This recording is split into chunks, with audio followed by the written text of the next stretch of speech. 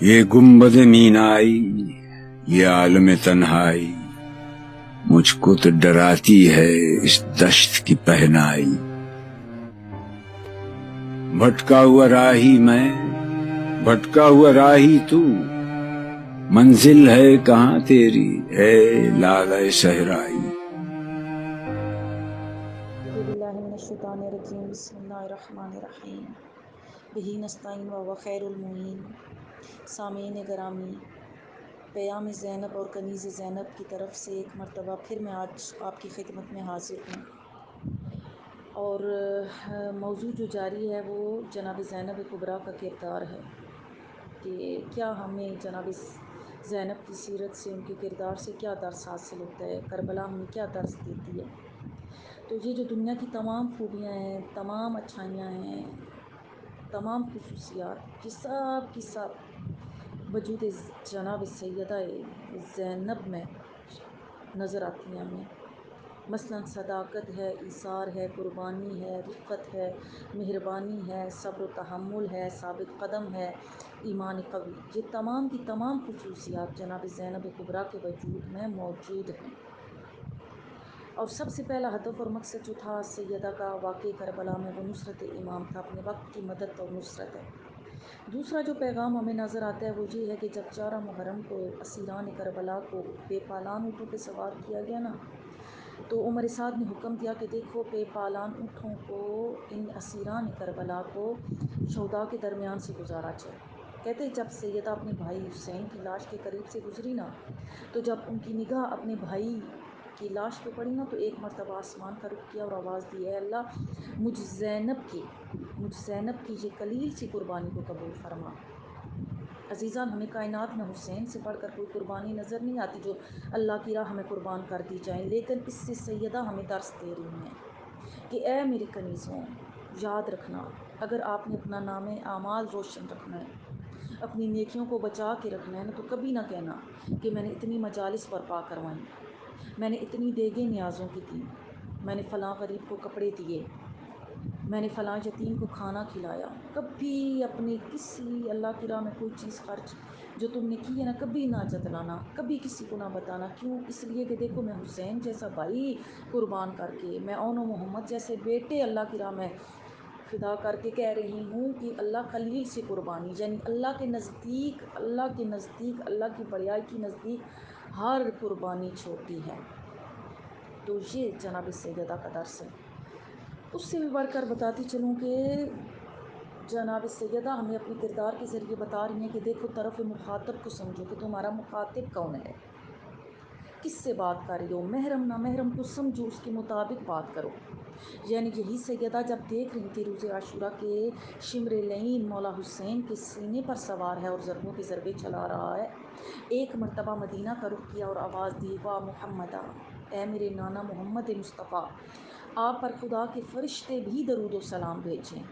وہ دیکھیں آپ کے نواسے کو کس طرح ذبح کیا جا رہا ہے۔ یہاں پہ جناب سیدہ تڑپیں، روئیں، گریا کیا جانتی ہیں، میرا مخاطب میرا نانا محمد مصطفیٰ ہے، میرا محرم ہے، وہاں پہ روتی ہیں اور ہمیں درس دیتی ہیں کہ دیکھو نامحرم کے سامنے کبھی آہ پکا نہ کرنا۔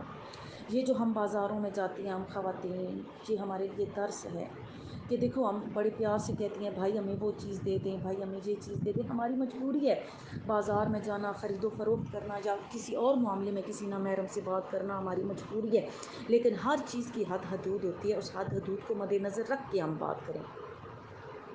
جو ایک عورت کی شخصیت ہے ہم اس کو پامال، اور کبھی نامحرم ہمارا بھائی نہیں ہو سکتا، ایک حد حدود کے ماتحت ہم نے بات کرنی ہے، یہ ہماری مجبوری ہے، ہم نے خرید و فروخت بھی کرنی ہے، زندگی کے اور معاملات میں بھی ہمیں نامحرم سے بات کرنی پڑ جاتی ہے، بات کرنے میں کوئی ممانعت نہیں ہے، لیکن ہم نے اپنے لب و لہجے کا خیال رکھنا ہے، ہم نے اس حد حدود کی رعایت کرنی ہے جو اللہ رب العزت کی طرف سے ہم خواتین کے لیے معین ہے۔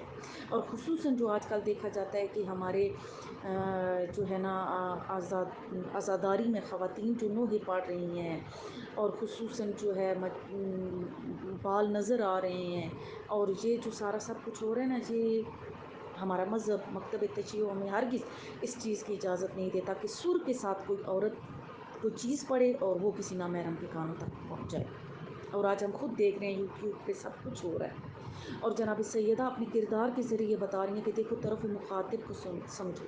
جب طرف مخاطب آپ کے نانا محمد مصطفیٰ تھے وہاں روئیں، وہاں پہ فریاد لگائی، لیکن یہی زینب جب کوفہ کے دربار میں پہنچتی ہیں تو اس طرح ڈٹ کے خطبہ دیا، اس طرح خطبہ دیا. کہتے ہیں جب خطبہ دیا نا تو اس طرح سناٹا چھا گیا نا کوفہ کی گلیوں میں، کوفہ کے بازار میں، کہ اونٹوں کے گلے میں جو گھنٹیاں تھیں نا وہ بھی خاموش ہو گئی. اور جب یزید کے دربار میں پہنچی نا تو یزید نے کیا کہا تھا، وَتُعِزُّ مَن تَشَاءُ وَتُذِلُّ مَن تَشَاء.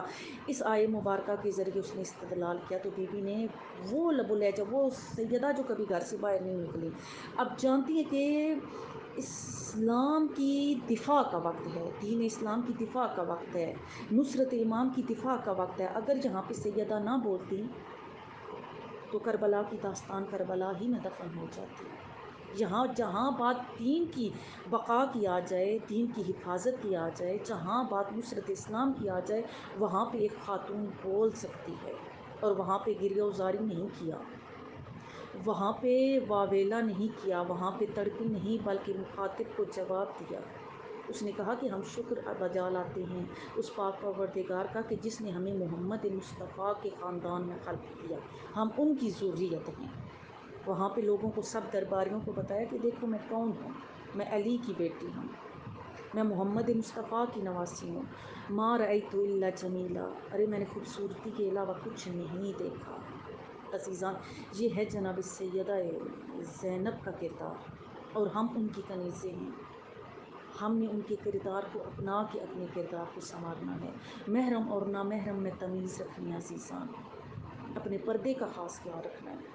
اور یہی جناب سیدہ اتنا طولانی رستہ تھا. قوت ایمان دیکھیں، قوت بندگی دیکھیں، یہ قوت ایمان تھی. اب قوت بندگی کی طرف آتے ہیں کہ قوت بندگی کیسے ہیں. امام سید سجاد فرماتے ہیں کہ اتنے طولانی سفر میں، یعنی مدینہ سے مکہ، مکہ سے کربلا، کربلا سے کوفہ، کوفہ سے شام، اتنے طولانی سفر میں میں نے ایک دن بھی ایسا نہیں دیکھا کہ میری پھوپھی زینب نے نماز شب کو ترک کیا ہو.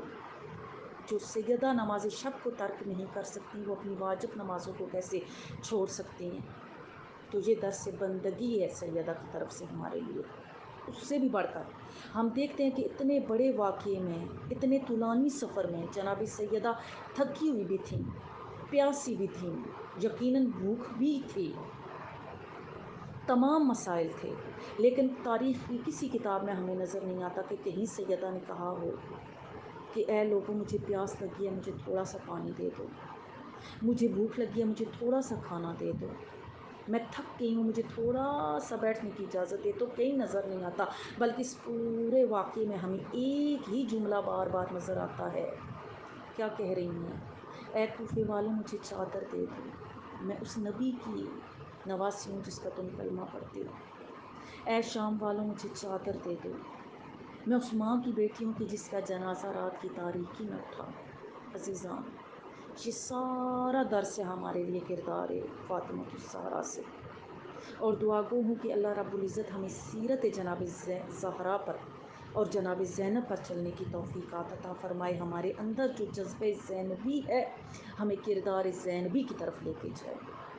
اپنی دعاؤں میں یاد رکھیے گا. فی امان اللہ. خدا حافظ.